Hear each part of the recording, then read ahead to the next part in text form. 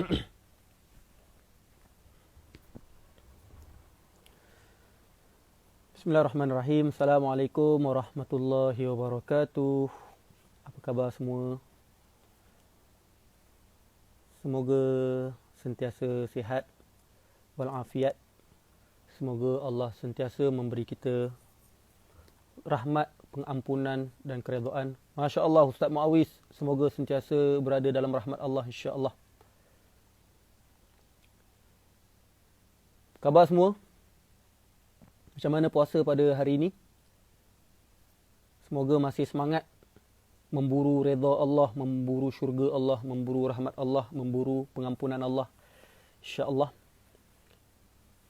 Dan macam biasa, insya-Allah pada malam ini kita akan sambung kita punya perkongsian hadis 40 Imam Nawawi.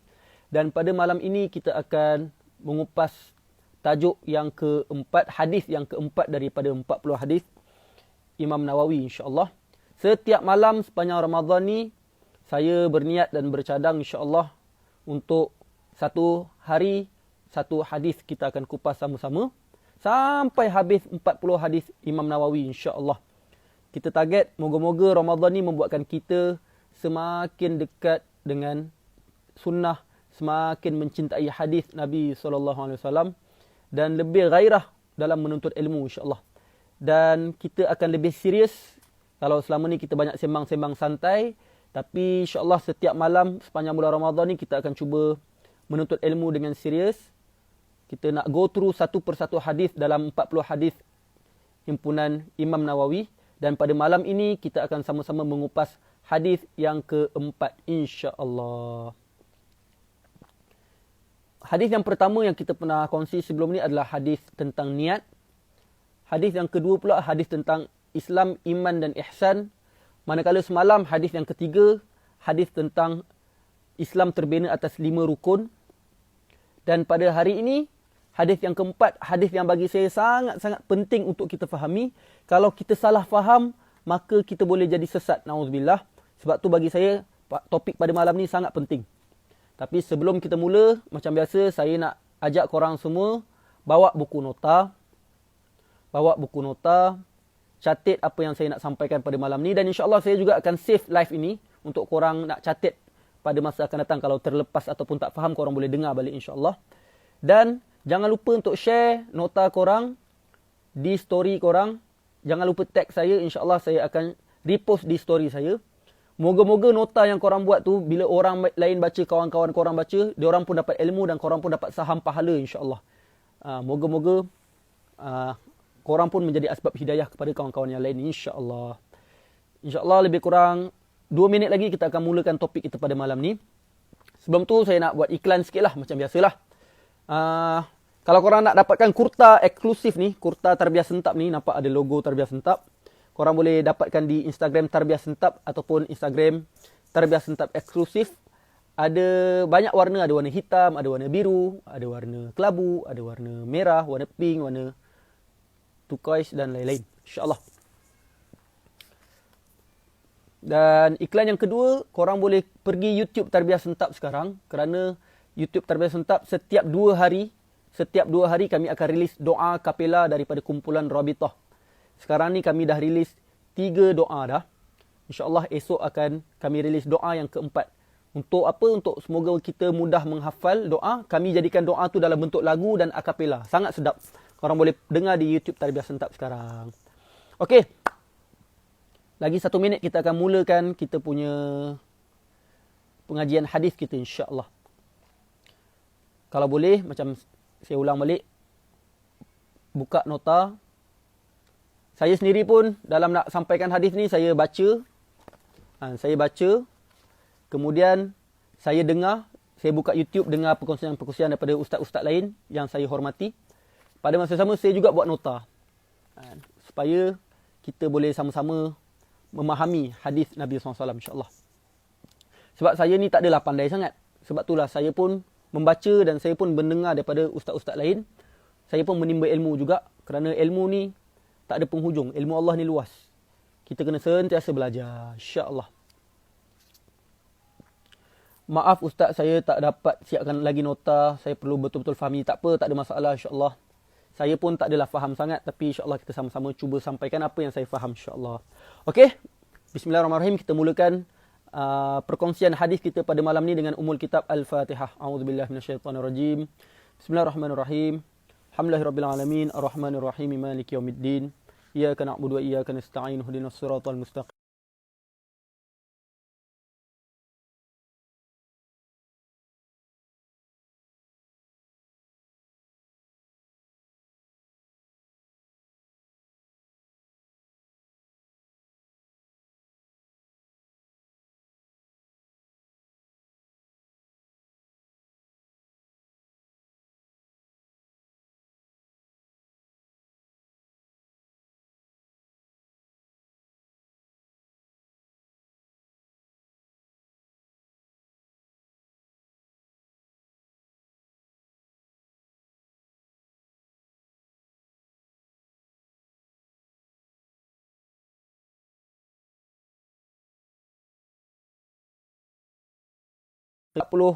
Hadis himpunan Imam Nawawi, dan hadis keempat ni tema dia adalah kejadian manusia dan juga takdir.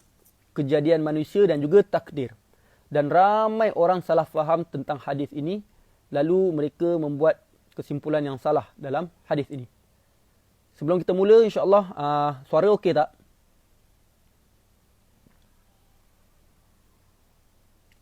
Okey. Jangan lupa buat nota dan share nota korang di story korang. Jangan lupa tag saya akan repost nota korang tu. Moga-moga orang-orang yang tengok nota korang tu dapat manfaat dan moga-moga. Baik, kita akan mulakan. Saya akan baca dulu hadis yang keempat ni untuk mendapat berkat insya-Allah. Sekejap ramai kata line slow. Okey tak? Sebelum kita mula ni. Line okey? Okey. Kita mulakan dengan membaca hadis ini untuk mendapat berkat insya-Allah. Bismillahirrahmanirrahim. An Abdullah bin Mas'ud radhiyallahu anhu qala haddatsana Rasulullah sallallahu alaihi wasallam wa huwa as-sadiqul masduq. Inna ahadakum yujma'u khalquhu fi batni ummihi 40 yawman nutfah. Thumma yakunu 'alaqatan mithla dhalik. Thumma yakunu mudghatan mithla dhalik.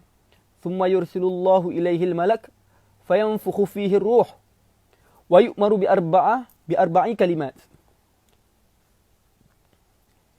بكتب رزقه وعمله وأجله وشقي أو سعيد فوالله الذي لا إله غيره إن أحدكم ليعمل بعمل أهل الجنة حتى ما يكون بينه وبينها إلا ذراع فيسبق عليه الكتاب فيعمل بعمل أهل النار فيدخلها وإن أحدكم لا يعمل بعمل أهل النار حتى ما يكون بينه وبينها إلا ذراع فيسبق عليه الكتاب فيعمل بعمل أهل الجنة فيدخلها رواه البخاري ومسلم. Maksudnya, diriwayatkan daripada Abdullah bin Mas'ud radhiyallahu anhu, beliau berkata, Rasulullah sallallahu alaihi wasallam telah menceritakan kepada kami, dan baginda adalah orang yang benar lagi dibenarkan. Sesungguhnya seseorang kamu dihimpunkan kejadiannya di dalam perut ibunya selama 40 hari dalam bentuk air mani. Kemudian dia menjadi seketul daging pula selama 40 hari juga. Kemudian kemudian dia menjadi seketul daging pula selama tempoh itu juga. Kemudian Allah mengutuskan kepadanya satu malaikat, lalu dia meniupkan roh kepadanya.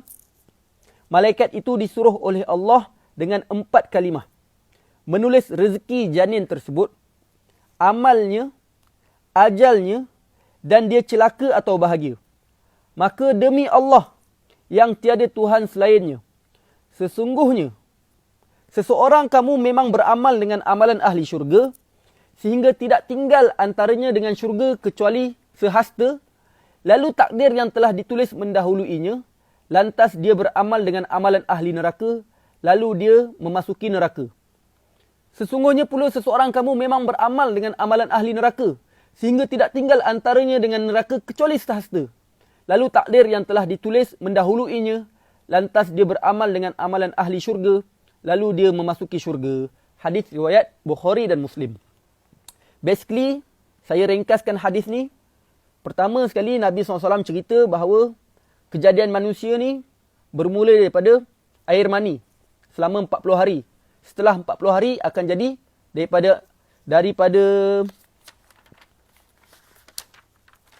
daripada nutfah air mani terus jadi alaqah setelah 40 hari. Jadi segumpal darah.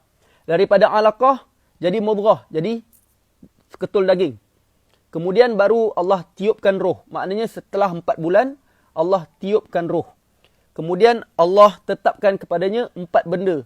Rezeki dia, amal dia, kematian dia, dan juga sama ada dia bahagia ataupun celaka. Maknanya syurga ataupun neraka. Kemudian itu satu bahagian. Bahagian kedua daripada hadis ni adalah Allah cerita tentang takdir. Yang mana ada seorang, dia beramal dengan amalan ahli syurga. Sehingga dia dengan syurga tinggal sejengkal je lagi nak masuk. Tapi dia telah ditakdirkan masuk neraka, maka sebelum dia mati, dia akan beramal dengan amalan ahli neraka, lalu dia masuk neraka. Berbalik pada orang kedua, dia sepanjang hidup dia buat amalan ahli neraka. Tapi dia telah ditakdirkan masuk syurga, maka sebelum dia mati, dia akan beramal dengan amalan ahli syurga, lalu dia masuk syurga. Baik, hadis ni nampak macam mudah nak faham, tapi sebenarnya kalau kita tak faham betul-betul, takut-takut kita akan tersalah faham dengan takdir. Baik, sebelum saya nak hurai hadis ni, apa kata kita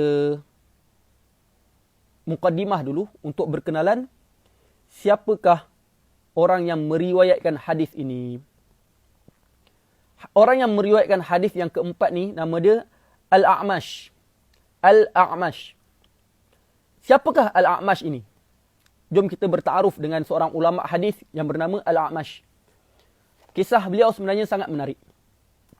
Al-A'mash adalah seorang alim dalam hadis. Dan beliau adalah ulama yang paling pakar dalam meriwayatkan hadis-hadis daripada Abdullah bin Mas'ud. Dan seorang ulama juga yang bernama Waqi'. Waqi' berkata, A'mash ni, umur dia 70 tahun pun, dia masih ingat hafalan-hafalan dia yang dia hafal ketika muda. Nak kata ingatan A'mash ini terlalu kuat, sehingga umur dia 70 tahun pun, dia masih ingat lagi segala benda yang dia hafal ketika muda. Kita ni kadang-kadang, saya pun, benda yang saya hafal time sekolah, ada benda yang saya dah lupa. Tapi nak kata hebatnya ulama ni, Al-A'mash ni, umur dia 70 tahun pun, dia masih ingat lagi segala hafalan-hafalan hadis, hafalan Quran dia, yang dia hafal ketika dia muda. Guru A'mash ni, nama dia Ibrahim An-Nakhai. A'mash ni, kenapa nama dia A'mash? A'mash ni maksudnya buta. Dan A'mash ni, dia ni memang dia buta, dia tak adalah buta, cuma dia tak boleh nampak benda yang jauh. Dia kena tengok dekat-dekat, baru dia nampak. Ulama' dulu ramai yang cacat sebenarnya. Tapi walaupun mereka cacat luaran, tapi hati mereka hidup. Contohnya A'mash ni lah, walaupun dia buta, dia tak boleh nampak benda yang jauh. Dia kena tengok dekat-dekat, baru dia nampak. Tapi beliau sangat hebat. Satu hari, A'mash dengan guru dia Ibrahim An-Nakhai. Ibrahim An-Nakhai ni pun cacat juga. Ibrahim ni orang gelar dia A'war. A'war ni apa? Buta sebelah mata. So satu hari, A'mash dan guru dia Ibrahim An-Nakhai berjalan-jalan. Bayangkan A'mash jenis rabun, dia tak nampak benda yang jauh. Guru dia yang duduk sebelah dia tengah jalan-jalan dengan dia, A'war, yang buta sebelah mata. So, Ibrahim An-Nakhai pun katalah dekat guru dia, maaf, A'mash kata dekat guru dia, tak eloklah kita jalan dua-dua. Nanti orang pandang slack. Yelah nanti orang kata, ya apalah A'mash dengan Ibrahim tu jalan dua-dua. Dah lah seorang tak boleh nampak jauh, lagi seorang buta sebelah mata. Kan? Dan A'mash kata, kita tak boleh jalan berdua-dua ni. Takut timbul fitnah pula. Lalu Ibrahim kata, alah jangan risau. Kalau diorang kutuk kita, kita dapat pahala. Diorang dapat dosa. Itu kata-kata Ibrahim An-Nakhai. Daripada sini apa pengajaran kita? Kadang-kadang kita dalam nak buat satu benda, kalau ada orang kutuk kita ke apa, jangan risau. Teruskan je buat kebaikan. Teruskan je buat apa yang korang nak buat. Kalau orang kutuk korang, kita dapat pahala, orang tu dapat dosa. Betul tak? Tetapi, berbeza pula dengan pemikiran A'mash. A'mash kata kepada guru dia, Ibrahim An-Nakhai, A'mash kata, lebih baik kita elakkan fitnah, which is kita tak jalan sama-sama. Wa ma 'alaika ayyuslimu wa nuslim. Kalau kita elak fitnah, which is kita tak jalan sama-sama, kita pun tak dapat dosa, diorang pun tak dapat dosa. Faham tak?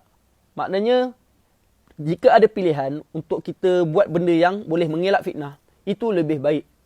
Daripada kita nak orang tu dapat dosa kutuk kita, lebih baik kita mengelak buat benda yang membuatkan orang kutuk kita. Faham tak? Itulah antara kisah yang menarik daripada periwayat hadis ini, iaitu Al-A'mash. Antara kisah kedua yang menarik juga tentang Al-A'mash ni, kadang-kadang kita bila kita berbincang tentang kisah hidup ulama' ni, kadang-kadang kita rasa ulama' ni perfect, ulama' ni sempurna, ulama' ni hidup dia sentiasa berjaya. Tapi sebenarnya tak. Ulama' pun manusia juga. Hebat mana pun seseorang itu, dia adalah seorang manusia. Dan seorang manusia ada kisah-kisah yang menarik, ada ujian-ujian yang dilalui. Kita jangan ingat kita je yang macam-macam ujian. Orang-orang hebat, semuanya ada ujian. Nabi pun ada ujian. Sama juga dengan Al-A'mash. Apakah ujian yang dilalui? Al-A'mash ni, dia bergaduh dengan isteri dia. Dan isteri dia nak minta cerai. So, satu hari, anak murid kepada A'mash yang bernama Abu Layla. Abu Layla memang setiap hari berguru dengan A'mash. Berguru, minta hadis, minta hadis, minta hadis. So, satu hari, A'mash kata dekat Abu Layla, anak murid dia, kalau engkau nak ambil hadis daripada aku hari ni, ada satu syarat. Apa syarat dia? Syarat dia ialah kau kena pujuk isteri aku. Sebab isteri aku nak minta cerai dengan aku. Boleh tak kau pujuk dia supaya dia tak minta cerai daripada aku? Macam itulah. So Abu Layla pun kata, A'mash kata, kalau engkau tak buat macam tu, aku tak nak kongsi hadis dengan kau. Nak kata ulama' ni comel juga sebenarnya. Dia kata, kalau kau nak aku kongsi hadis dengan kau, kau kena pujuk isteri aku. Isteri aku tengah merajuk tu. Dia nak minta cerai daripada aku. So, Abu Layla pun pergilah jumpa isteri kepada A'mash. Abu Layla ni kira zaman tu macam Romeo lah. Kalau dia cakap tu memang orang cair lah. So, apakah kata-kata A'mash, kata-kata Abu Layla kepada isteri A'mash? Abu Layla kata, wahai isteri A'mash, kau kena tahu, A'mash ni seorang yang alim, seorang yang hebat, seorang yang pakar hadis, pakar fiqh. Dia ceritakan kebaikan-kebaikan A'mash ni kepada isteri A'mash. Lepas tu, Abu Layla bagi satu syair. Syair Arab lah. Tapi saya terjemahkan. Abu Layla kata kepada isteri A'mash, jangan kau terpedaya dengan matanya, iaitu mata A'mash yang tak berapa nampak dan dua betisnya yang besar. So, dua betis besar tu adalah simbolik kepada sifat garang. So, Abu Layla kata kepada isteri A'mash, janganlah kau terpedaya dengan dua matanya yang tak berapa nampak dan dua betisnya yang besar. Isteri A'mash bila dengar tu, dia kata kat Abu Layla, disebabkan dua benda ni lah aku nak minta cerai daripada dia. So, maknanya Abu Layla tak berjayalah pujuk isteri A'mash tu. Lepas tu A'mash marah lah, dia kata, moga Allah membutakan kau juga wahai Abu Layla. Disebabkan kau lah, isteri aku bertambah marah pada aku. Comel lah, benda ni comel lah. Which is, ulama'-ulama' dahulu pun ada masalah keluarga juga. Ada masalah-masalah hidup juga. Mereka tak perfect. Tapi, itulah nama dia. Apakah itu sempurna? Sempurna bukanlah maknanya tak ada masalah langsung. Sempurna bukanlah tak ada dosa langsung. Sempurna bukanlah maksudnya tak pernah buat apa-apa kelemahan. Tapi sempurna itu apa? Sempurna ialah walau apa pun ujian hidup, kita masih terus bangkit, terus maju, terus perbaiki kesilapan dan terus memburu redha Allah. Itulah kesempurnaan yang sebenar.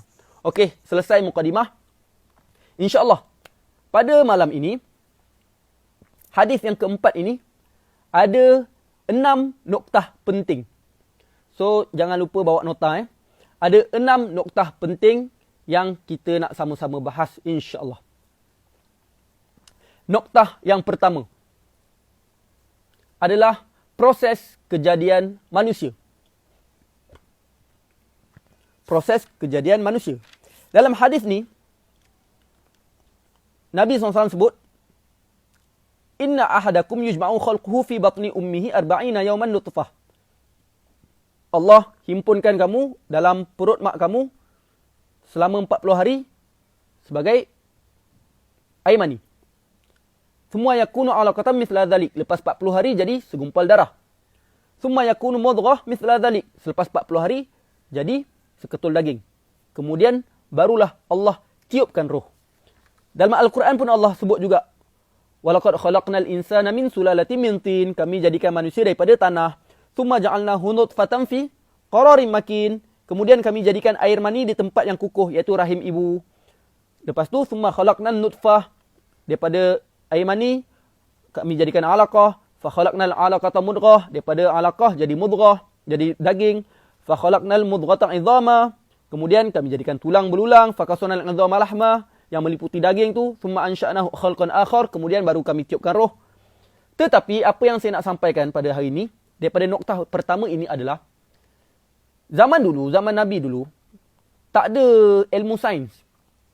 So di zaman dulu, orang ingatkan, dalam perut ni, bayi ni daripada kecil jadi besar, jadi besar, jadi besar, jadi besar sampai lahir. Rupa-rupanya, bila Nabi SAW bagi tahu, sebenarnya bermula daripada air mani. Setitis air mani, kemudian jadi darah, kemudian jadi daging, sehinggalah jadi manusia setelah lahir. Maknanya apa? Ini nak menunjukkan mukjizat. Mukjizat Nabi SAW dan mukjizat kebenaran Al-Quran. Ketika tu tak ada sains. Tak ada teknologi yang boleh nampak apa yang dalam perut. Tetapi Nabi SAW boleh tahu macam mana proses kejadian manusia. Dan sekarang ni, bila dah ada sains, sains telah membuktikan juga bahawasanya apa yang Allah sebut tu betul. Sebenarnya Al-Quran ni tak perlukan sains pun untuk membuktikan kebenaran Al-Quran. Cuma apa yang jadi pada sains yang kebetulan sama dengan Al-Quran, itu tak adalah menguatkan Al-Quran. Al-Quran tu dah memang kuat sedia ada. Cuma persoalannya, apakah perbezaan antara Quran dan sains? Sains kebiasaannya, bila kita cerita, akhirnya akan bawa satu titik, kebanyakannya akan kata, oh itu adalah ciptaan semula jadi. Daripada air mani tiba-tiba jadi darah, kemudian jadi daging dan sebagainya. Berbeza dengan Al-Quran, Allah kata spesifik. Thumma khalaqnan nutfata 'alaqah. Kemudian kami menciptakan daripada air mani itu segumpal darah. Fa khalaqnal 'alaqata mudghah. Dan kami ciptakan daripada darah itu daging. Maknanya Allah cerita bahawasanya yang menciptakan itu Allah, bukan orang lain. Sebab itulah kita kena yakin yang menciptakan kita adalah Allah SWT. Tak ada satu benda pun kat dunia ni yang tak jadi pencipta. Semua benda Allah cipta. Ini menyangkallah tuduhan-tuduhan etis yang mengatakan semua alam ni semua berlaku semula jadi. Tak. Mustahil benda kat dunia ni semula jadi. Kita nak buat kerusi pun kita kena buat, mana boleh kerusi tiba-tiba jadi. Apatah lagi alam yang hebat, apatah lagi diri kita sendiri. Semuanya Allah ciptakan. Dan apakah pengajaran daripada noktah yang pertama ini? Kalau kita perasan, Allah SWT Maha Kuasa. Allah boleh jadikan kita terus. Kun fayakun. Allah nak jadikan kita, Allah boleh jadikan kita terus. Tak perlu pun nak tunggu 40 hari. Daripada air mani jadi darah, daripada darah jadi daging. Tak perlu pun, tak apa. Allah boleh ciptakan kita ni terus. Tapi kenapa Allah sengaja cipta kita step by step? Selepas 40 hari, daripada air mani jadi darah. 40 hari lagi daripada darah jadi daging. Kenapa Allah ciptakan kita step by step? Sama juga kalau kita perasan dalam Al-Quran, Allah ceritakan yang Allah menciptakan alam ni selama 6 masa. 6 masa tu apa? 6 hari ke, 6 jam ke, wallahualam. Tapi Allah beritahu 6 masa. Boleh je sebenarnya Allah nak ciptakan alam ni terus macam tu je. Tapi kenapa Allah ciptakan step by step? Dekat sini ulama kata, kenapa Allah jadikan kita ni step by step secara berperingkat? Kerana Allah nak ajar kita. Kita dalam nak buat something dalam dunia ni, kita kena buat berperingkat. Nak berjaya. Kalau kita nak berjaya, kita tak boleh berjaya tiba-tiba. Kita kena berperingkat. Kena belajar sampai kita berjaya. Nak kaya, kita tak boleh jadi kaya tiba-tiba. Kita kena berperingkat, kena step by step. Kena bekerja, kena sungguh-sungguh dalam bekerja, tak putus asa dalam bekerja. Barulah kita boleh kaya. Ataupun contoh yang lebih besar, nak bangkitkan Islam. nak jatuhkan taghut, nak jatuhkan kebatilan, nak naikkan kebenaran, nak tinggikan Islam kat muka bumi. Tak boleh tiba-tiba. Tapi kita kena usaha, kena buat dakwah, kena ikut tarbiyah, kena sebarkan ilmu, kena ajak orang ke arah kebaikan, kena cegah kemungkaran. Barulah Islam akan bangkit. Dan Islam ni bukan agama magic. Baring, alih-alih Islam bangkit. Amerika jatuh, Israel jatuh. Tak. Islam bukan agama magic. Tapi kita perlu usaha. Sebab tu Allah kata, in tansurullah yansurkum. Kalau kamu bantu Allah, baru Allah bantu kamu. Itu pengajaran pertama dalam noktah pertama ini. Pengajaran yang kedua, bila kita cerita tentang step by step, kita juga sebagai pendakwah, kita perlu step by step untuk merubah manusia. Saya ulang balik. Dalam kita buat dakwah, kita kena step by step dalam merubah manusia.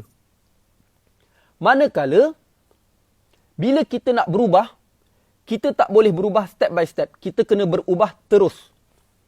Saya ulang balik. Dalam nak merubah manusia, kita kena step by step. Tetapi bila nak berubah, kita kena berubah terus. Saya bagi contoh. Kita dalam nak dakwah orang. Dakwah ni kita tak boleh paksa dia berubah.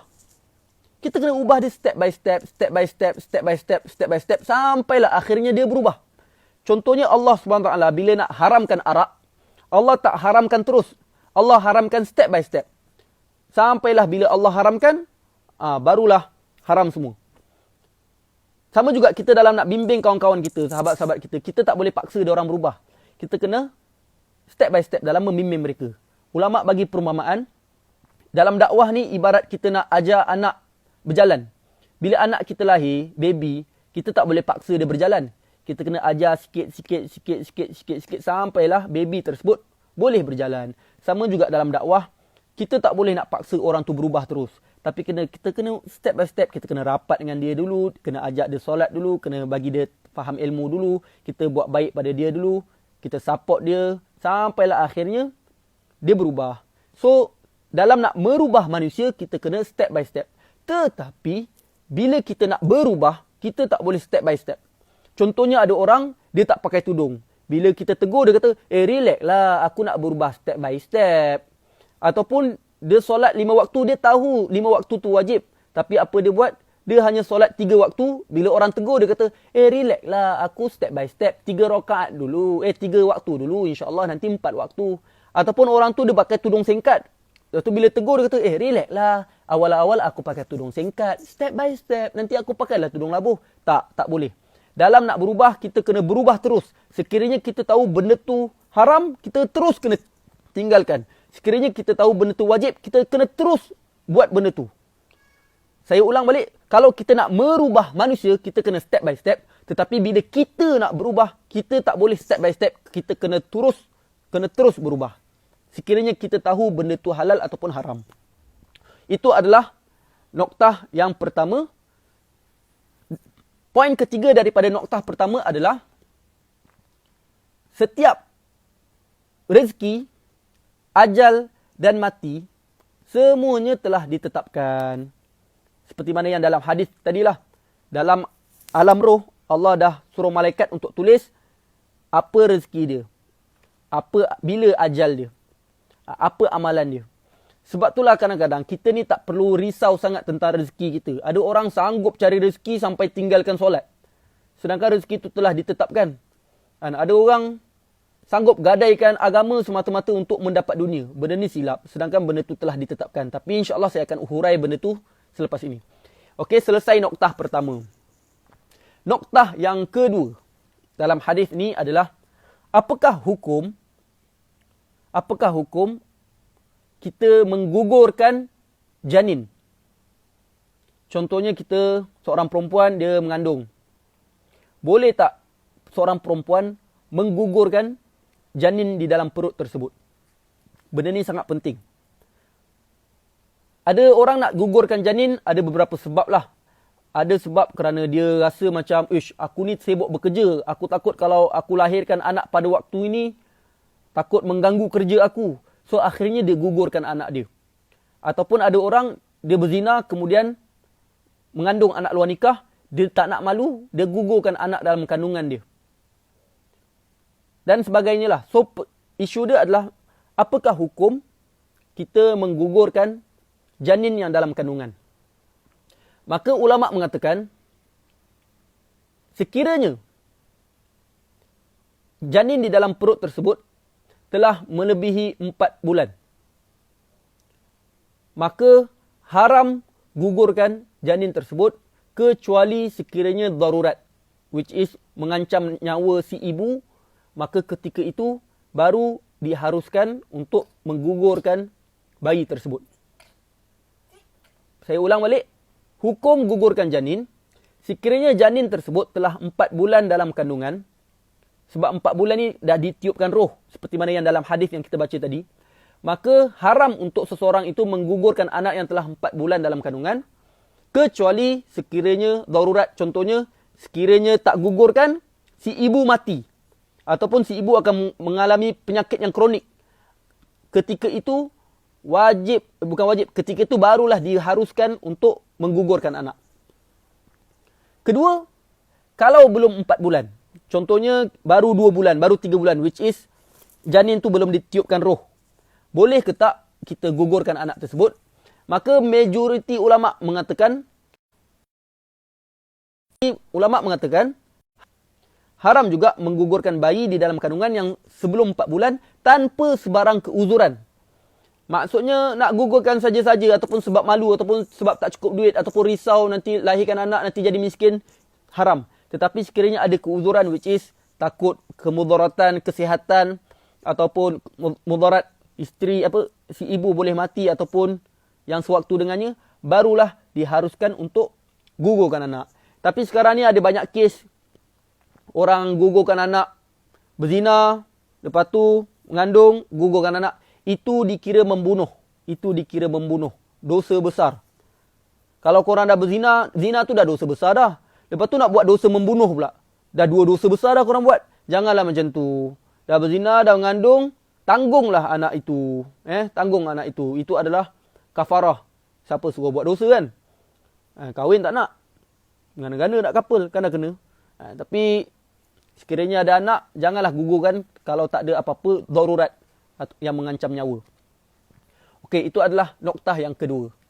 Noktah pertama tadi kita kongsi tentang proses kejadian manusia dan apakah hikmah-hikmah proses kejadian manusia.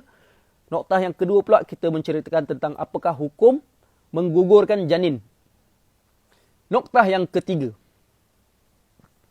Noktah yang ketiga ni penting juga untuk kita sama-sama faham.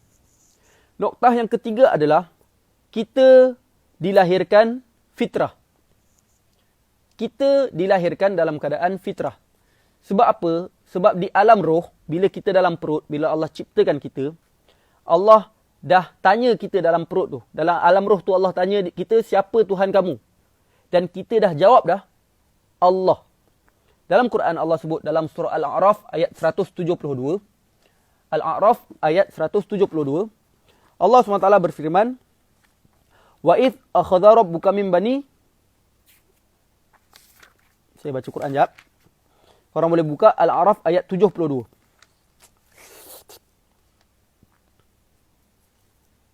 Silap.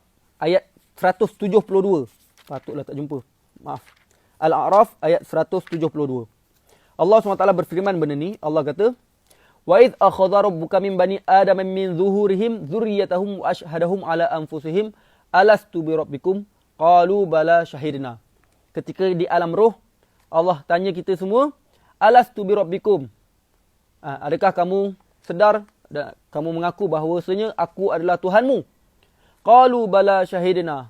So kita semua di alam roh kata qalu bala syahidna. Benar ya Allah, engkau lah Tuhan, kami bersaksi bahawa engkau adalah Tuhan. Maknanya sebenarnya kita dah mengaku daripada alam roh lagi bahawa Allah itu Tuhan. Lalu bila Allah lahirkan kita, sebenarnya kita ni dilahirkan dalam keadaan Islam.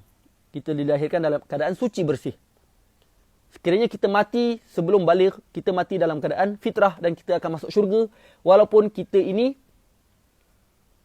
mak bapak kita tak Islam, tapi kita tak balik lagi, maka kita mati dalam keadaan fitrah. Namun, dekat sinilah menjadi dalil bahawasanya ada orang kata, especially puak-puak LGBT, puak-puak gay, puak-puak lesbian, puak-puak transgender, pondan, diorang kata, kami ni dah memang lahir-lahir fitrah. kami ni laki tapi fitrah kami perempuan. Benda ni semua menipu. Benda ni semua menipu. Dia samalah macam orang yang lahir-lahir. Dia kata, kami memang lahir-lahir dah kafir. Tak. Kita ni dilahirkan dalam keadaan fitrah Islam. Tetapi kenapa? Ada orang laki tiba-tiba dia nak jadi perempuan. Ada perempuan tiba-tiba nak jadi laki. Ada perempuan tiba-tiba suka perempuan. Ada laki tiba-tiba suka laki. Macam mana benda ni boleh terjadi? Sedangkan kita dilahirkan dalam keadaan fitrah. Tak lain tak bukan kerana suasana persekitaran kita yang mempengaruhi kita. Contohnya daripada kecil mak bapak dia melayan dia seperti perempuan sedangkan dia lelaki. Ataupun kita banyak sangat tengok video lucah. Ataupun kita banyak sangat tengok atau mendengar atau membaca benda-benda yang tak sepatutnya. Maka benda tu mempengaruhi hati kita dan akhirnya hati kita rosak dan jauh daripada fitrah. Sehingga kita merasakan bahawasanya benda yang fitrah itu bukan fitrah dan benda bukan fitrah itu fitrah. Benda tu bahaya. Sebab itulah hadis ini sebenarnya menyangkal segala hujah-hujah puak-puak LGBT, puak-puak gay, lesbian, transgender yang mengatakan bahawasanya, kami memang telah dilahirkan sebagai perempuan padahal dia lelaki. Itu semua menipu je. Sebenarnya dia yang berusaha untuk nak menjadi transgender. Dia yang berusaha untuk jadi gay. Dia yang berusaha untuk jadi lesbian. Sebab apa? Sebab dia banyak sangat tengok benda-benda yang tak sepatutnya, dia banyak sangat dengar benda-benda yang tak sepatutnya. Saya pernah dapat satu soalan. Ada seorang lelaki ni dia kata dia gay. Saya kata kenapa kau tiba-tiba jadi gay? Dia kata sebab apa? Sebab dia dah banyak couple dengan perempuan, asyik clash je. So akhirnya dia benci perempuan. Dan disebabkan dia benci perempuan, akhirnya dia memilih untuk jadi gay. So in the first place, siapa suruh kau couple? Dah tahu couple tu haram, mengada-ngada nak couple. Lepas tu bila clash, kecewa. Lepas tu salahkan Allah. Lepas tu buat dosa gay pula. Inilah masalah orang zaman sekarang. Inilah masalah orang zaman sekarang. So, noktah yang ketiga, punya poin besar adalah kita ni dilahirkan atas fitrah. Tapi, apa-apa yang persekitaran kita, apa yang kita dengar, apa yang kita baca, apa yang kita tengok, ataupun bagaimana kita dididik oleh mak ayah kita, benda itulah yang menentukan kita ni jadi orang Islam yang sebenar ataupun kita jadi Yahudi, kafir dan sebagainya. Sebab itulah kita kalau dah ada anak nanti, didiklah anak kita betul-betul. Didiklah anak kita dengan ajaran Islam yang sebenar. Kalau tidak, kita akan ditanya oleh Allah dekat akhirat kelak, takut-takut kita menjadi punca anak kita rosak dan kita masuk neraka. Na'udzubillah min zalik. Itu adalah noktah yang ketiga. Noktah yang keempat. Noktah yang keempat ni panjang. Noktah keempat inilah noktah yang paling ramai orang salah faham. Iaitu tentang takdir. Kalau korang perasan dalam hadis ni,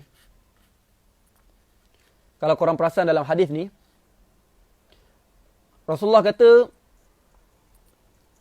sekiranya kamu beramal dengan amalan ahli syurga, tapi kamu dah ditakdirkan masuk neraka, maka di akhir hayat kamu akan buat amalan ahli neraka dan kamu akan masuk neraka. Ada orang pula, dia beramal dengan amalan ahli neraka, tapi dia telah ditakdirkan masuk syurga, maka di akhir hayatnya dia akan beramal dengan amalan ahli syurga dan akhirnya dia akan masuk syurga. Timbul persoalan, akan ada orang tanya, buat apa nak buat baik kalau macam tu? Tak guna aku buat baik, aku solat, aku puasa, bagai semua. Tapi kalau aku dah ditakdirkan masuk neraka, aku masuk neraka juga. So, buat apa aku beramal? Pernah tak kita terfikir benda-benda macam ni? Kan Allah dah tetapkan orang tu masuk neraka ataupun syurga. So, buat apa aku nak solat? Buat apa aku nak puasa? Buat apa aku nak bayar zakat? Sebab kalau aku dah ditakdirkan masuk neraka, aku masuk neraka juga. So, macam mana? Benda ni lah yang kita nak bahas pada malam ini, yang saya kata ramai orang salah faham pasal takdir ni. Disebabkan ramai orang salah faham tentang takdir ni lah, ramai orang menjadi sesat. Contohnya orang tu berzina, bila tegur, aku dah ditakdirkan berzina. Allah yang tetapkan aku berzina pada hari ini. So salahkan Allah lah, jangan salahkan aku. Ramai orang tersilap faham tentang benda ni. Okey, sebelum saya masuk noktah yang keempat yang penting ni, saya nak revise balik. Noktah yang pertama adalah tentang tujuan ataupun proses kejadian manusia. Noktah yang kedua yang saya kongsikan tadi adalah hukum gugurkan janin. Kita dah bahas apakah hukum menggugurkan janin. Noktah yang ketiga adalah kita ini dilahirkan dalam keadaan fitrah. Bila kita dilahirkan, kita ni sebenarnya Islam dan fitrah. Tetapi yang mencorakkan kita, yang menjadikan kita Islam yang sebenar ataupun menjadikan kita Yahudi, Nasrani, liberal dan sebagainya adalah orang yang mendidik kita ataupun persekitaran kita. Apa yang kita tengok, apa yang kita dengar, apa yang kita baca. Sebab itulah kita kena mendidik anak kita dengan Islam yang sepatutnya. Dan kita sendiri pun kena memastikan benda yang kita tengok adalah benda yang betul. Benda yang kita dengar adalah benda yang betul. Benda yang kita baca, benda yang betul. Supaya kita ni sentiasa berada dalam keadaan fitrah. Berada dalam keadaan Islam yang sebenar. Dan tak terpengaruh dengan ajaran-ajaran yang menyeleweng. Dan noktah yang keempat sekarang kita nak sama-sama bahas adalah isu takdir. Pernah tak kita terfikir, apa guna aku solat, aku puasa, kalau aku dah ditetapkan masuk neraka, aku akan masuk neraka juga. Contohnya lain, kita berzina, lepas tu kita kata, Allah dah takdirkan aku berzina hari ni. So jangan salahkan aku, salahkan Allah. Pernah tak kita faham benda ni? Sebenarnya itu adalah kesalahfahaman yang sangat dahsyat. So sama-sama kita nak memahami tentang isu takdir. Kita pun tahu, bila kita bahas hadis yang kedua baru-baru ni, antara rukun iman adalah beriman pada qada dan qadar. Beriman pada takdir. Tapi hari ini tak ramai orang betul-betul mengimani takdir. Ramai orang salah faham tentang takdir. Sehingga akhirnya rosak. Baik, kita akan bahas isu takdir. Sebelum kita nak mula isu takdir, saya nak bagi tahu satu benda. Dalam dunia ini, sahabat-sahabat sekalian, ada dua perkara besar yang kita kena faham. Pertama, sunnatullah. Yang kedua, qudratullah. Saya dah buat sedikit nota ataupun peta minda nak bagi korang faham. Dekat dunia ni ada dua perkara penting. Dalam nak memahami takdir ini, ada dua benda besar yang korang kena faham yang Allah tetapkan dekat dunia ni. Pertama, sunnatullah. Yang kedua, qudratullah. Sorry kalau terbalik kan, tapi tak apalah. Apakah itu sunnatullah? Sunnatullah adalah qada dan qadar atau ketentuan Allah dengan sebab musabab. Sunnatullah ni nak senang faham, apa yang kita buat itulah yang kita akan dapat. Contoh sunnatullah adalah kalau buat baik dapat pahala, buat jahat dapat dosa. Kalau makan coklat rasa manis, kalau makan ikan masin rasa masin. Kalau buat kerja penat, ngantuk tidur. Kalau bersetubuh dapat anak. Kalau makan, kenyang. Itu semua sunnatullah. Sunnatullah tu adalah satu perkara tu jadi disebabkan ada sebab dia. Kenyang. Kenapa kenyang? Kena makan dulu. Itu sunnatullah. Ngantuk. Nak tidur, kena ngantuk dulu. Itu sunnatullah. Nak lahirkan anak, kena bersetubuh dulu. Tak bersetubuh, tak boleh lahirkan anak. Anak tak lahir. Itulah sunnatullah. Manakala kedua adalah qudratullah. Qudratullah. Apakah itu qudratullah? Qudratullah adalah kuasa mutlak daripada Allah tanpa asbab. Ataupun bertentangan dengan sunnatullah. Contohnya, sunnatullah, bersetubuh dapat anak. Betul, itu sunnatullah. Qudratullah tu Allah boleh buat yang bertentangan dengan sunnatullah. Contohnya, Maryam. Maryam lahirkan Nabi Isa dalam keadaan tak ada orang pernah sentuh dia. Tak logik, betul tak? Mana boleh orang tak bersetubuh, tak ada orang pernah sentuh, tiba-tiba melahirkan anak. Tetapi itulah qudratullah, itulah kuasa mutlak Allah. Allah boleh jadikan apa-apa yang dia nak, walaupun tanpa sebarang sebab. Contoh lain. Nabi Ibrahim dicampakkan dalam api. Nabi Ibrahim dicampak dalam api, sunnatullahnya, api itu panas. Tapi qudratullah, Allah punya kuasa mutlak, walaupun Nabi Ibrahim dicampakkan dalam api, api itu tak membakar Nabi Ibrahim, bahkan api itu jadi sejuk dan sejahtera. Kuasa Allah. Contoh lain, Nabi Yunus. Allah masukkan dia dalam perut ikan nun selama 40 hari 40 malam. Kita kalau masuk laut, seminit 2 minit dah lemas, dah mati. Bayangkan Nabi Yunus duduk dalam perut ikan nun. Tak ada oksigen dalam tu. Tak makan, tak minum. 40 hari 40 malam. Dalam laut pula tu, gelap. Dan Nabi Yunus boleh hidup. Macam mana boleh hidup? Itulah kuasa Allah, itulah qudratullah. Walaupun tak logik, tapi Allah mampu buat benda yang tak logik. Itulah hebatnya Allah SWT. So, itu dua benda yang korang kena faham. Asas takdir ni. Dalam dunia ni ada dua benda yang penting. Pertama, sunatullah. Allah boleh jadikan satu benda tu disebabkan ada sebab-sebabnya. Nak makan, nak kenyang, kena makan. Nak dapat anak, kena bersetubuh. Dan sebagainya. Yang kedua, qudratullah. Allah boleh jadikan satu benda walaupun tanpa sebab. Tak bersetubuh pun, Nabi Isa boleh lahir daripada Maryam. Api yang panas tu boleh jadi sejuk bila Nabi Ibrahim duduk dalam tu. Contoh lain, Nabi Ibrahim nak sembelih anak dia Ismail. Sunatullahnya kalau sembelih guna pisau, matilah. Tapi Allah boleh gantikan Nabi Ismail tu dengan kibash. Qudratullah. Hebatnya Allah SWT. Okey. Sekarang baru kita masuk bab takdir ni. Untuk nak bagi faham korang semua bab takdir ni, saya bahagikan kepada 4 benda. 4 benda. Pertama, ketetapan. Ketetapan. Terbalik kan? Tak apalah. Kedua, pilihan. Ketiga, soal hati. Dan keempat, niat. Fahami betul-betul benda ni. Bila nak faham isu takdir, sebenarnya takdir ini berlegar pada 4 perkara benda ni yang korang kena faham. Pertama, saya ulang balik, ketetapan. Kedua, pilihan. Ketiga, soal hati. Dan keempat, niat. Tak apa, saya akan explain satu persatu insya-Allah. Kita mulakan dengan yang pertama dalam nak memahami takdir, iaitu ketetapan. Ketetapan ini terbahagi kepada 3. Pertama, maut, mati. Kedua, rezeki. Ketiga, jodoh. Maut, rezeki, jodoh. Ketiga-tiga benda ni adalah benda yang telah Allah tetapkan. Apakah itu ketetapan? Ketetapan adalah apa-apa yang Allah dah tetapkan sejak azali lagi.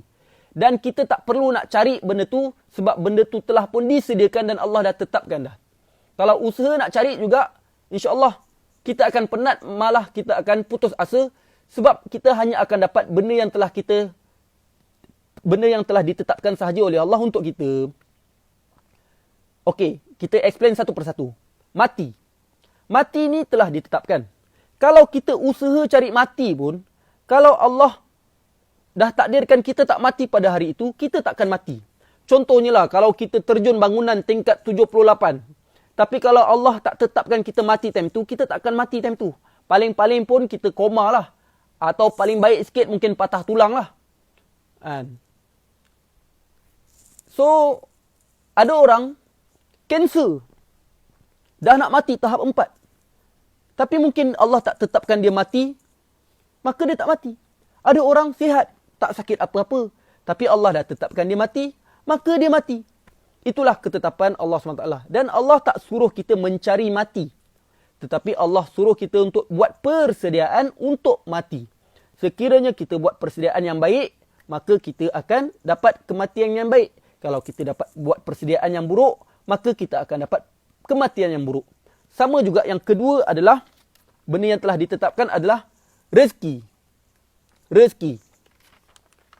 Rezeki ni Allah dah tetapkan. Dan Allah tak suruh pun kita bagai nak rak mencari rezeki. Tetapi Allah suruh kita membuat persediaan untuk mendapat rezeki.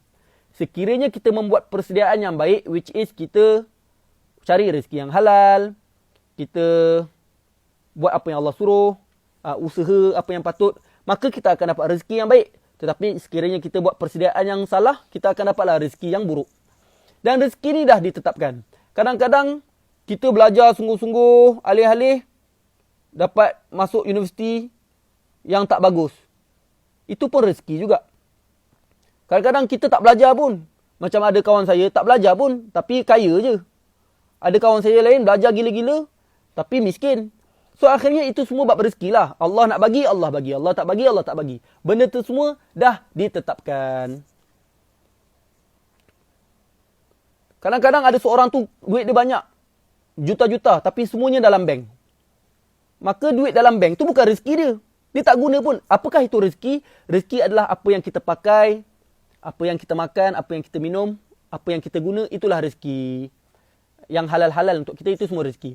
Yang ketiga, jodoh. Jodoh juga benda yang dah ditetapkan. Kalau kita couple dengan Maimunah, 20 tahun couple, kalau dia bukan jodoh kita, dia bukan jodoh kita. Kalau kita dah ditakdirkan kahwin dengan orang yang kita benci, maka orang yang paling kita benci kat dunia ni, kita akan kahwin juga dengan dia. Sebab itulah, saya tak cadangkan untuk korang doa, Ya Allah, jodohkanlah aku dengan Maimunah, jodohkanlah aku dengan Syamsul. Tak perlu doa macam tu. Sebab jodoh ni dah ditetapkan. Daripada korang doa macam tu, lebih baik korang doa, Ya Allah, aku tak tahu apa yang baik untuk aku, maka kau jodohkanlah aku dengan orang yang paling baik, Ya Allah, engkau tahu apa yang terbaik untuk aku.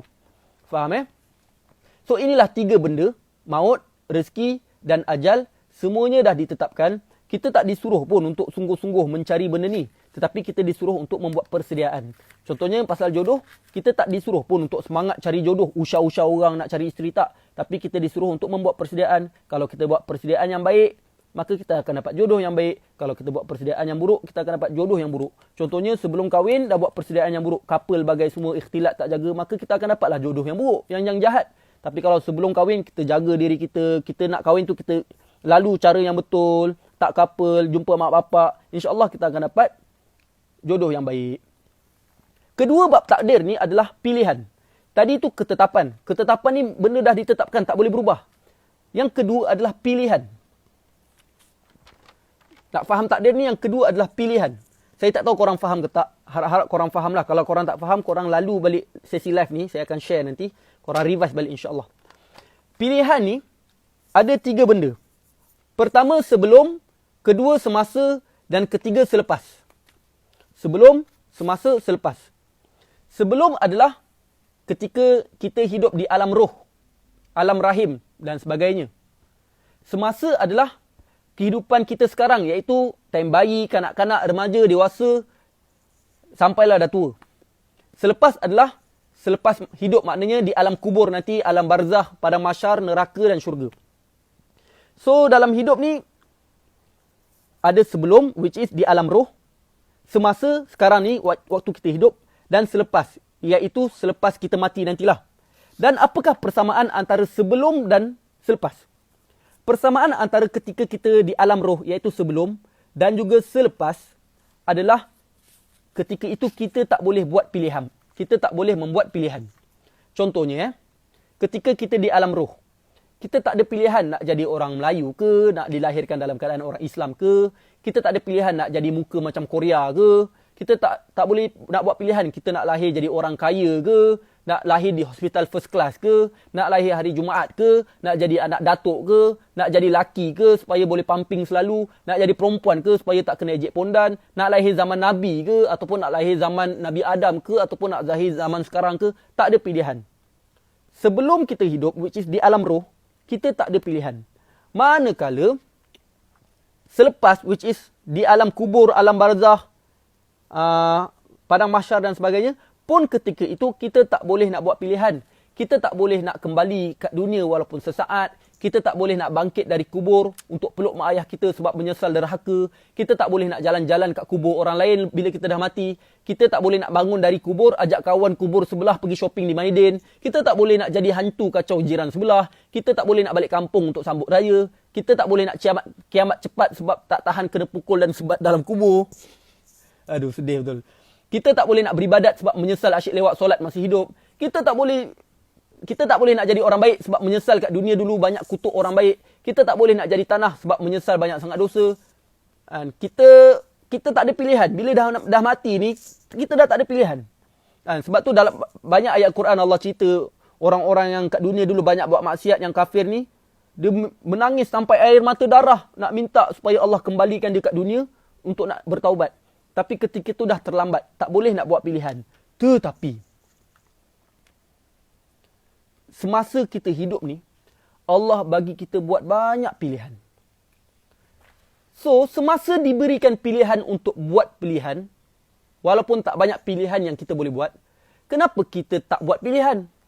Kenapa kita nak buat pilihan di tempat yang kita tak boleh nak buat pilihan? Faham tak? Ketika kat dunia yang Allah izinkan kita untuk membuat pilihan, kenapa kita tak nak buat pilihan yang baik? Kenapa dekat kubur baru kita nak buat pilihan? Kenapa di tempat yang kita tak boleh nak memilih, kita nak memilih? Sebab itulah di dunia ini, Allah bagi kita guideline.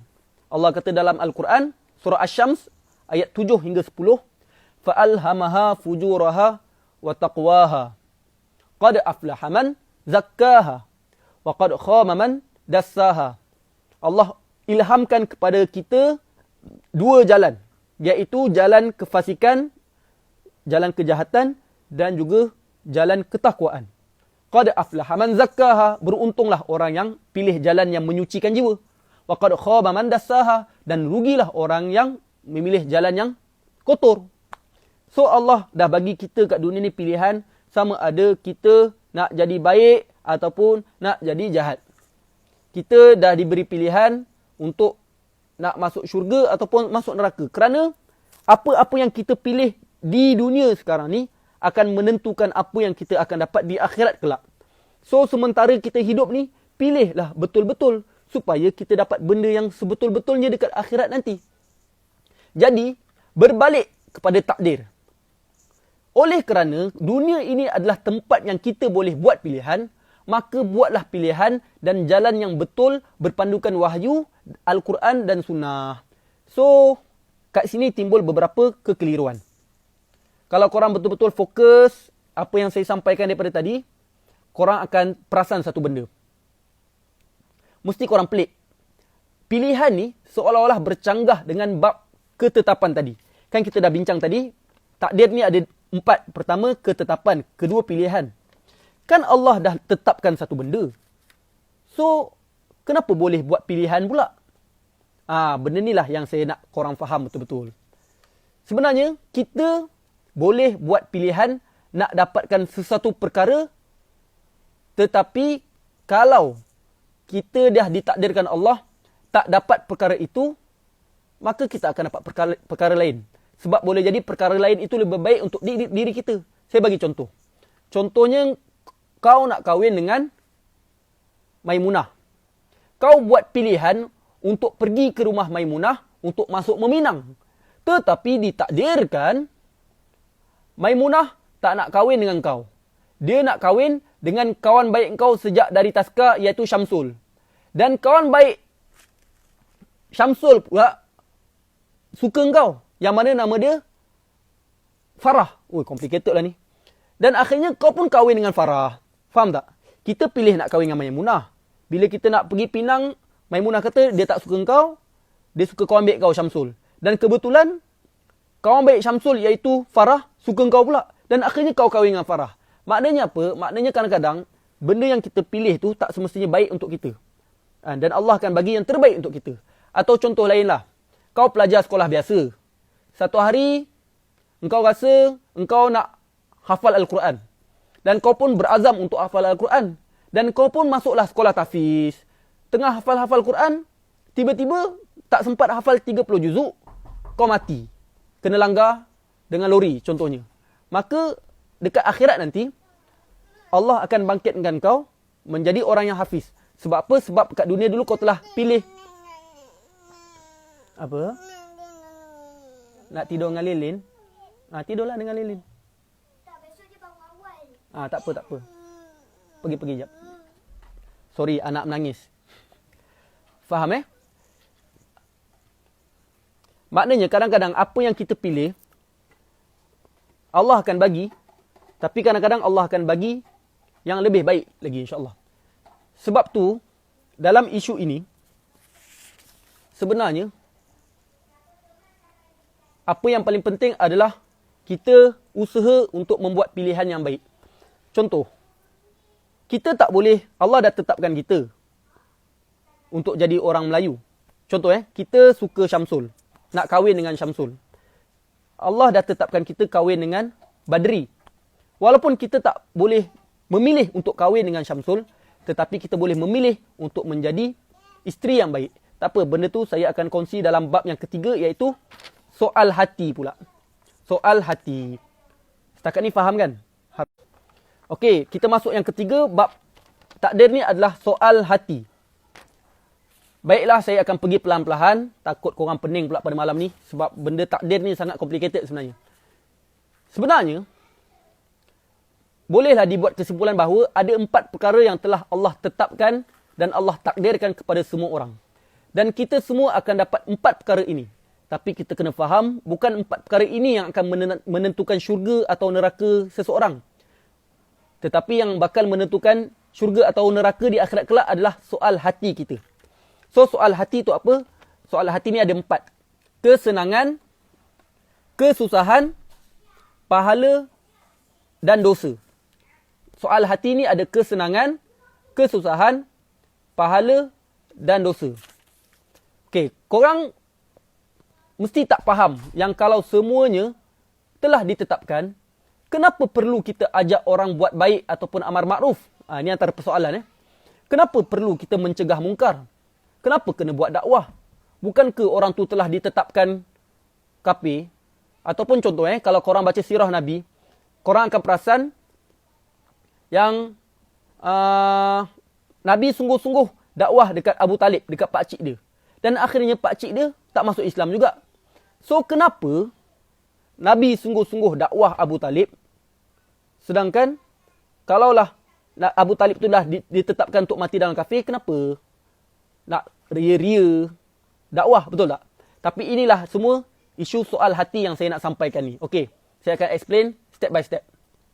Pertama, soal hati ni adalah isu kesenangan. Perkara pertama ialah bab kesenangan yang telah ditakdirkan. Bila korang dah ditakdirkan hidup senang, lahir je kena suap iPad kat mulut korang, IQ tinggi. So, semua tu memang daripada Allah. Kesenangan yang korang dapat ni exactly daripada Allah. Bukan kerajaan bagi, bukan mak bapak korang bagi, tak. Semuanya daripada Allah. Dan kau ada pilihan sama ada nak bersyukur ataupun nak sombong dengan nikmat kesenangan yang Allah bagi korang tu. Nampak tak? Allah dah tetapkan korang senang. Dan bila Allah jadikan korang senang, korang diberi pilihan sama ada nak bersyukur ataupun nak sombong. Kalau kau pilih untuk bersyukur dengan nikmat senang, syukur itu akan membawa kau masuk syurga. Tapi kalau kau pilih untuk jadi sombong dengan nikmat senang kau, maka sombong itu akan menjadikan korang masuk neraka. Kesimpulannya, masuk syurga bukanlah disebabkan kau senang ataupun susah, miskin atau kaya. Tetapi masuk syurga ataupun neraka tu adalah soal hati kau sendiri. Kau pilih nak bersyukur ataupun kau pilih nak sombong. Contoh lain, isu soal hati yang kedua adalah kesusahan. Kesusahan. Macam tu juga, andai korang telah ditakdirkan hidup susah. Lahir-lahir keluarga miskin. Nak makan nasi pun fikir 10 kali. IQ lambat, lagi lambat daripada wifi. Anak kecil mati. Ataupun lahir-lahir, muka hodoh macam tapak kaki. Bisnes asyik gagal je. Exam asyik repeat je. Jangan sedih, jangan menangis dan sebagainya. Sebab semua tu memang daripada Allah. Dan sebenarnya, kau ada pilihan sama ada nak bersabar atas ujian tersebut ataupun nak berburuk sangka dengan Allah. Kalau kau bersabar dengan kesusahan tersebut, kesabaran itulah yang akan membawa korang ke syurga. Tapi kalau korang memilih untuk berburuk sangka dengan Allah, maka buruk sangka itulah yang akan membawa kepada neraka. So, kesimpulannya, kita ni masuk syurga bukanlah sebab kita sesah ataupun senang, muka cantik ataupun tak cantik. Tetapi masuk syurga adalah soal hati. Sama ada kita pilih untuk sabar ataupun kita pilih untuk bersangka buruk. Faham soal hati? Soal hati yang ketiga adalah isu pahala. Berkenaan pahala pula, kita sebenarnya bila kita buat ibadat semua ni, semata-mata kerana Allah tolong kita. Allah yang takdirkan kita untuk buat pahala. So, bila kita buat pahala, kita diberi pilihan. Sama ada kita nak tawaduk dan rendah diri, ataupun kita merasa cukup hati, cukup puas hati, ataupun kita riak dengan amalan kita. Kalau kita memilih untuk tawaduk dan terus istiqamah dengan kebaikan tersebut, maka istiqamah dan merendah diri itulah yang akan membawa kita ke syurga. Tetapi kalau kita buat pahala, Allah takdirkan kita buat pahala, tapi kita pilih untuk riak, untuk sombong, untuk bangga, untuk merendah-rendahkan orang lain, maka sifat-sifat itulah yang akan menjadi asbab kita masuk neraka. Sebab itulah kita masuk neraka ataupun pahala bukanlah disebabkan pahala yang kita takdirkan, yang Allah takdirkan tu. Tetapi kita masuk syurga atau neraka ditentukan oleh soal hati. Sama ada kita ikhlas dengan pahala tersebut ataupun kita riak dengan pahala tersebut. Dan yang terakhir dalam bab soal hati ni adalah dosa. Kadang-kadang Allah dah takdirkan kita buat something dosa. Dosa yang kita buat itu pun takdir Allah. Ya, sekejap. Ya, kejap. Anak menangis. Dia nak tidur dekat atas tapi tak boleh dekat atas. Ada orang lain. Okey, bab dosa. Sekiranya kita ditakdirkan untuk buat dosa, dosa itu adalah takdir, memang ditakdirkan. Tetapi ketika itu kita boleh diberi pilihan. Adakah kita nak bertaubat dengan dosa kita, kemudian meminta ampun pada Allah dan tak ulangi dosa tersebut, ataupun kita memilih untuk berterusan dengan dosa, bangga dengan dosa, pertahankan dosa. Sekiranya kita buat dosa dan kita memilih untuk minta ampun pada Allah, bertaubat dan tak berterusan dengan dosa, maka kita akan masuk syurga. Tetapi sekiranya kita membuat pilihan untuk berterusan buat dosa, tak nak bertaubat, bangga dengan dosa, pertahankan dosa, maka itulah yang akan membawa kita ke dalam neraka. So sebenarnya bukan dosa dan pahala yang menentukan kita masuk syurga atau neraka, tetapi apakah soal hati, apa yang kita pilih. Itulah takdir ataupun soal hati. Tadi kita dah bahas takdir ni ada pertama sekali apa yang Allah dah tetapkan. Kedua, apa yang kita boleh pilih. Dan ketiga, apakah soal hati kita. Dan yang terakhir sekali adalah niat kita. Penat. Panjang betul hadis kali ni. Ya, yang terakhir adalah isu nak memahami takdir adalah yang keempat adalah niat. Apa yang kita niat? Kita semua tahu dalam hadis yang pertama kita baca tentang niat. Hadis niat. So, ada dalam satu hadis yang mana ada seorang ni, korang pun tahu, dia dah bunuh 100 orang. Kemudian dia nak bertaubat. Dan dia nak bertaubat dan dia usaha untuk bertaubat, which is dia minta ampun pada Allah dan dia pergi ke negara seberang untuk berjumpa dengan orang-orang soleh. Korang tahu kisah ni. Kalau korang tak tahu, korang search Google kisah orang yang dah bunuh 100 orang. Dipendekkan cerita, ketika pembunuh tersebut nak bertaubat dan nak berhijrah ke negeri lain untuk berubah, on the way tu dia meninggal dunia. Dan akhirnya malaikat berdebat, adakah orang ni masuk neraka ataupun masuk syurga. Akhirnya orang tersebut masuk syurga sebab apa? Sebab walaupun dia baru sahaja bertaubat, tapi dia telah zahirkan niat dia untuk berubah, which is dia telah berusaha untuk berubah. Walaupun dia tak buat apa pun lagi. Dia baru berjalan nak pergi ke negeri seberang untuk berjumpa orang-orang soleh. Walaupun dia tak buat lagi kebaikan, tapi disebabkan dia telah berniat untuk menjadi baik. Dan ketika dia mati ketika itu, Allah masukkan dia ke dalam syurga. Sebab itulah kita kena sentiasa berniat untuk melakukan kebaikan. Selesai isu takdir. So, saya ringkaskan. Takdir ini kalau kita nak faham, ada 4 kategori takdir yang kita kena faham. Dan keempat-empat ni terhubung antara satu sama lain. Pertama, ketetapan. Ketetapan ni adalah mati, rezeki dan jodoh. Semua benda ni dah ditetapkan oleh Allah. Kedua, pilihan. Selepas ketika kita dalam perut ataupun pertama sebelum kita hidup, which is dalam alam roh, semasa, which is sekarang time kita hidup, dan juga selepas, iaitu selepas matilah. Ketiga adalah soal hati. Soal hati ni adalah kesenangan, kesusahan, pahala dan dosa. Dan yang keempat adalah niat. Sekiranya kita faham benda ni, insya-Allah kita takkan ada orang yang kata aku ni dah ditakdirkan masuk neraka, so tak guna kalau aku solat bagai semua. Takkan wujudlah benda tu. Sebab apa? Sebab kita dah faham hidup ini adalah ada yang ditetapkan, tapi ada juga yang telah Allah bagi kita pilihan, dan ada juga soal hati dan juga niat. Alhamdulillah. Panjang betul lah hadis kali ni. Tak habis lagi tau sebenarnya. Ada sikit lagi sebenarnya. Yang ke noktah yang kelima pula. Tadi baru noktah keempat. Korang okey ke ni?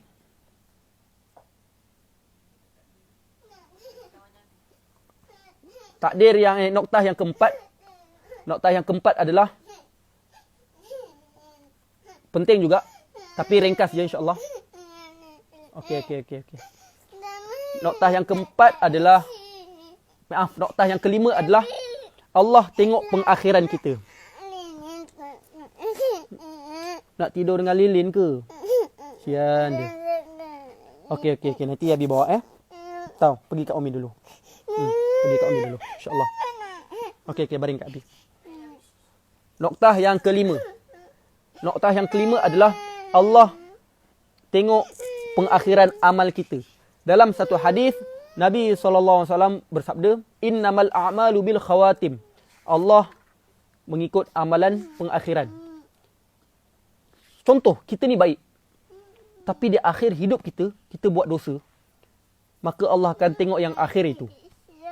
Contohnya dalam satu hadis ada seorang sahabat, seorang lelaki. Dia berperang. Dan dia bersungguh-sungguh perang. Tapi di akhir hayat dia, bila dia dah nak mati tu, dia sakit sangat.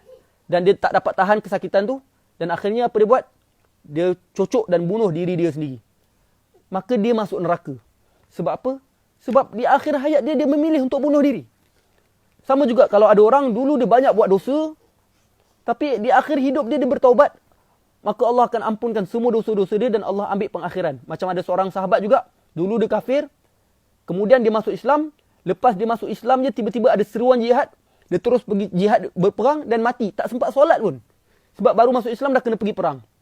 Dan dia mati syahid. Allah masukkan dia dalam syurga. Sebab itulah kita kena sentiasa muhasabah diri kita. Bagaimanakah pengakhiran kita. Kadang-kadang kita sekarang ni nampak macam baik. Nampak macam baik. Solat, rajin, puasa, tutup aurat, bagai semua. Tapi belum tentu di akhir hayat kita, pengakhiran kita baik. Sebab tu kita kena rasa takut dan kita jangan sombong dengan kebaikan kita sekarang. Dan kita jangan pandang rendah dengan orang-orang yang buat dosa. Kita tegur mereka, bimbing mereka. Tapi jangan hina mereka, jangan pandang rendah mereka. Sebab boleh jadi di akhir hidup mereka lebih baik daripada kita. Dan takut-takut di akhir hidup kita membuat dosa. Sebab itulah para salaf terdahulu, para ulama' terdahulu, sangat-sangat risau tentang pengakhiran hidup mereka. Saya akan bacakan sedikit kerisauan para salaf. Contohnya adalah Malik bin Dinar. Malik bin Dinar selalu bangun pada setiap malam sambil memegang janggut dia, seraya berkata, "Wahai Tuhanku, sesungguhnya engkau telah mengetahui tentang penghuni syurga dan penghuni neraka. Oleh itu, di manakah tempat tinggal aku ini?" Maknanya Malik bin Dinar setiap malam dia akan bangun bertahajud dan dia akan berdoa menangis sambil pegang janggut dia. Dia kata, "Wahai Tuhanku, engkau tahu siapakah penghuni neraka dan penghuni syurga. Oleh itu, di manakah tempat aku, ya Allah?" Dia terlalu risau. Dia ni masuk syurga ataupun neraka. Contoh lain, Hatim Al-Asam pernah berkata, Sufyan Ats-Tsauri pernah berkata, "Saya bimbang jika saya adalah orang yang celaka. Saya khawatir kalau iman saya akan dicabut ketika hendak meninggal dunia." Sufyan Ats-Tsauri ni seorang ulama' yang cukup hebat. Tapi dia sangat risau. Dia kata, "Saya bimbang kalau di lauh mahfuz saya dicatatkan sebagai orang yang celaka. Saya juga risau kalau iman saya akan dicabut ketika hendak meninggal dunia." Nak kata kita kena sentiasa berasa risau. Jangan rasa selesa. Walaupun kita baik sekarang, belum tentu pengakhiran hidup kita baik. Walaupun kita ni nampak macam soleh, jaga solat, dakwah sini sana, belum tentu kita selamat. Sebab tu kita kena sentiasa berhati-hati. Saya dah jumpa ramai orang yang dulu hafal Quran 30 juzuk, sekarang berzina. Dulu kat sekolah semangat dakwah-dakwah, sekarang dah pemikiran liberal pula. Saya juga ada kenal orang yang dulu baik, sekarang dah jadi pondan. Tapi kita janganlah pandang rendah mereka, tapi kita jadikan sebagai pengajaran. Baiknya kita sekarang, belum tentu kita akan baik selama-lamanya. Sebab itulah seorang ulama' bernama Hasan Al-Banna, beliau berkata, baik seseorang bukan bererti dia baik selama-lamanya. Jahatnya seseorang bukan bererti dia jahat selama-lamanya. Sebab itulah yang terakhir, noktah yang keenam yang saya nak kongsikan sebagai penutup adalah, kerana itulah Nabi mengajar kita semua doa istiqamah. Nabi mengajar kita untuk banyakkan doa supaya Allah tetapkan hati kita dalam keadaan Islam. Allah tetapkan hati kita dalam keadaan yang baik. Nabi yang maksum, yang baik itu pun tak pernah miss doa ini. Dan Nabi pesan kepada kita supaya jangan tinggalkan doa ini setiap hari. Apakah doa ini? Kalau korang boleh search kat Google, search doa istiqamah. Ya muqallibal qulub, tsabbit qulubana ala dinik wa ala ta'atik. Ataupun dalam riwayat yang lain, ya musarrifal qulub, sarrif qulubana ala dinik wa ala ta'atik. Ya Allah yang membolak-balikkan hati, tetapkan hati kami dalam agamamu dan dalam ketaatan kepadamu. Doa benda tu setiap hari. Ya Allah, tetapkan hati aku dalam agamamu, ya Allah. Dan tetapkanlah hati aku dalam mentaatimu, ya Allah. Ya Allah, matikanlah aku dalam Islam, ya Allah. Matikanlah aku dalam Islam, ya Allah. Matikanlah aku dalam keadaan yang baik, ya Allah. Kita kena selalu doa supaya Allah tetapkan hati kita dalam keadaan kebaikan. Dalam doa yang lain, Rasulullah ajar, Allah pun berfirman, Rabbana la tuzigh qulubana ba'da idh hadaitana wa hab lana min ladunka rahmah innaka antal wahhab. Ya Allah, jangan kau palingkan hati kami setelah kau bagi hidayah pada kami. Dan bagilah rahmat kepada kami, ya Allah. Sesungguhnya engkau maha pemberi rahmat. Nak kata kita minta ke Allah, ya Allah, engkau dah bagi hidayah ke aku, janganlah kau palingkan hati aku, ya Allah. Sebab kalau Allah nak palingkan hati kita, bila-bila je Allah boleh palingkan. Sebab tu kita jangan sombong dengan hidayah yang Allah bagi pada kita. Tapi kita kena bersyukur. Dan kita kena jaga iman yang Allah dah bagi pada kita ni. Dan kita kena ajak kawan-kawan kita doa dan doakan kawan-kawan kita, doakan keluarga kita juga supaya Allah tetapkan kita semua dalam keadaan yang Allah redha, insya-Allah. Itulah 6 noktah pada malam ini, insya-Allah. Alhamdulillah. Akhirnya kita berjaya selesai 6 noktah daripada hadis yang keempat, iaitu hadis tentang proses kejadian manusia dan juga takdir. Saya ulang balik noktah-noktah penting. Noktah penting yang pertama dalam hadis ini adalah proses kejadian manusia. Noktah yang kedua adalah apakah hukum menggugurkan janin. Noktah yang ketiga adalah tentang kita ini dilahirkan fitrah. Noktah keempat adalah isu takdir. Apa itu takdir? Macam mana nak faham takdir? Noktah kelima adalah Allah tengok amalan seseorang itu berdasarkan pengakhirannya.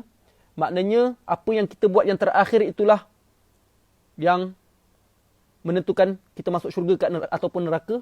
Dan noktah yang keenam adalah Nabi ajar kita untuk doa dengan doa istiqamah. Ya muqallibal qulub, tsabbit qulubana ala dinik wa ala ta'atik. Wallahu alam, itulah 6 noktah daripada hadis keempat ini. Setakat ni hadis inilah yang paling panjang sepanjang kita buat sesi live ni. InsyaAllah pada malam esok kita akan go through hadis yang kelima daripada hadis Imam Nawawi, insyaAllah.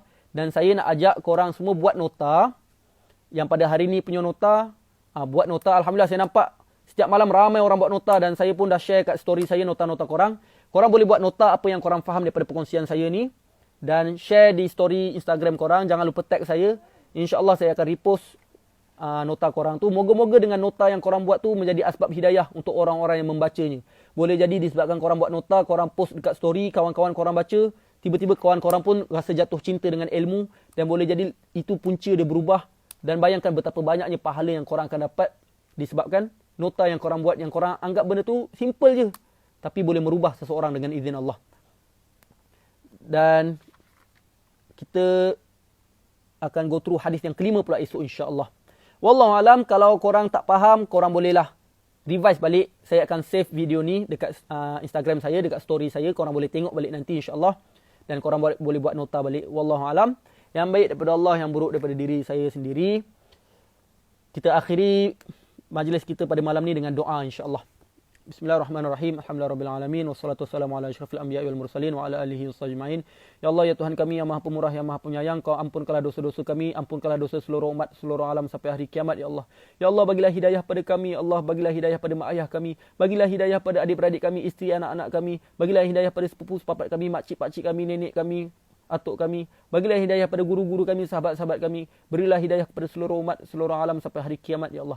Dan jadikanlah kami asbab hidayah kepada seluruh umat, seluruh alam sampai hari kiamat, ya Allah.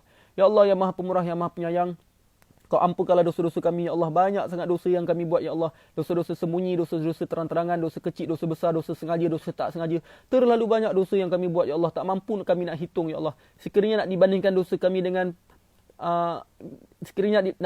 dosa kami dan pasir di lautan dan juga bintang di angkasa, dosa kami lebih banyak lagi, ya Allah. Tapi kami tahu, ya Allah, Engkau Maha Pengampun, ya Allah. Maka ampunkanlah segala dosa-dosa kami, ya Allah. Bagilah kami suci lagi bersih daripada bayi yang baru lahir, ya Allah. Ya Allah, yang Maha Pemurah, yang Maha Penyayang, di malam Ramadan yang indah ini, kami memohon padamu, ya Allah. Kau berilah kami kekuatan untuk tinggalkan maksiat yang kami buat, ya Allah. Kadang-kadang kami dah bertaubat padamu, tapi kami ulang balik dosa yang sama berkali-kali, ya Allah. Kami penat, ya Allah. Kami bukan tak nak berubah, ya Allah. Kami bukan seronok dengan maksiat, ya Allah. Kami nak tinggalkan maksiat. Kami benci maksiat, ya Allah. Tapi kadang-kadang maksiat itu menghantui diri kami dan kami ketagih. Lalu kami tak mampu nak lawan, ya Allah. Dan akhirnya kami jatuh ke dalam dosa itu berkali-kali, ya Allah. Kerana itu, ya Allah, kami mohon pada malam ini, Allah. Bagilah kami kekuatan untuk tinggalkan maksiat, ya Allah. Bagilah kami kekuatan untuk tinggalkan maksiat yang lama bersarang dalam hati kami, ya Allah. Bagilah kami kekuatan, ya Allah. Jangan tinggalkan kami sendirian, ya Allah. Jangan tinggalkan kami, ya Allah. Bantulah kami, bimbinglah kami, kuatkan kami untuk kami lawan nafsu kami, ya Allah. Terutama di bulan Ramadan ni, ya Allah. Sekiranya ada di kalangan kami yang terjebak dengan video-video lucah, bagilah kami kekuatan untuk meninggalkan video lucah. Jika ada di kalangan kami yang couple, bagilah kami kekuatan untuk clash, ya Allah. Jika ada di kalangan kami yang hisap rokok, bagilah kami kekuatan untuk tinggalkan rokok, ya Allah. Sekiranya ada di kalangan kami yang mencarut, yang derhaka, yang liberal, yang buat maksiat kecil atau besar, bagilah kami kekuatan untuk meninggalkan maksiat ini, ya Allah. Dan kau berilah kami pengampunan, ya Allah. Ya Allah yang maha berkuasa atas segala sesuatu, yang maha pemurah lagi, maha penyayang. Kau berilah kami syurga dan redha-Mu, ya Allah. Dan kau peliharalah kami daripada azab api neraka, ya Allah. Ya Allah, Engkau maha pemaaf, Kau maha pengampun dan Kau suka mengampunkan, maka ampunkanlah kami, maafkanlah kami, ya Allah. Ya Allah, ya Tuhan kami yang maha pemurah, yang maha penyayang. Sampaikan selawat dan salam ke atas junjungan besar Nabi Muhammad SAW, ya Allah. Nabi dah banyak berkorban untuk kami, ya Allah. Nabi korbankan jiwa raganya, berdarah sini sana, menangis setiap hari semata-mata untuk membimbing kami masuk syurga, ya Allah. Maka Kau terimalah selawat kami kepada Nabi SAW, ya Allah. Dan kami amat rindukan Nabi-Mu, ya Allah. Bagilah kami dapat masuk syurga, supaya kami dapat peluk dan kucup wajah baginda SAW dan bersama Nabi di syurga kelak, ya Allah. Ya Allah, ya Tuhan kami, masukkanlah kami dalam syurga. Redai kami, rahmati kami, ya Allah. Bagilah di syurga nanti kami dapat melihat wajah-Mu, ya Allah. Bagilah di syurga nanti kami dapat melihat wajah-Mu, ya Allah. Bagilah di syurga nanti kami dapat melihat wajah-Mu yang indah, ya Allah.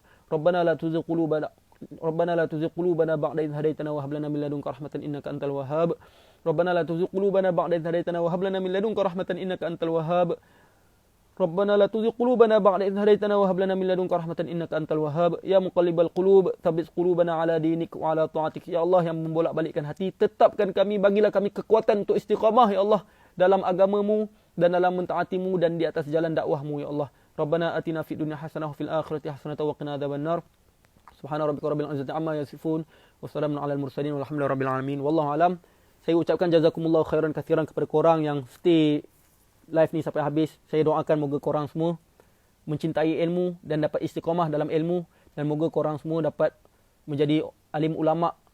Moga korang semua dapat jadi sejuta kali ganda lebih baik daripada saya. Dan sekiranya saya ada buat salah, tegur saya pun banyak dosa juga. Kita sama-sama struggle nak masuk syurga, insya-Allah.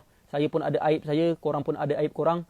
Kita doalah sama-sama supaya Allah bagi kita kekuatan untuk meninggalkan maksiat. Dan kalau saya ada buat salah, tegur saya, jangan malu-malu. Dan iklan yang terakhir, kalau korang nak dapatkan kurta Tarbiyah Sentap ni, ada logo Tarbiyah Sentap, korang boleh dapatkan di Instagram Tarbiyah Sentap eksklusif, ataupun korang boleh pergi ke Instagram Tarbiyah Sentap, insya-Allah. Dan itu sajalah.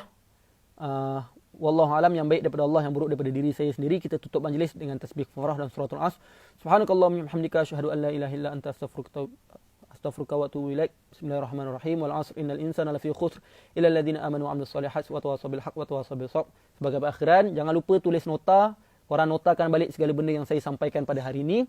Lepas tu share dekat story korang apa nota korang, dan insya-Allah saya akan share nota korang di story saya juga. Saya akan repost, insya-Allah.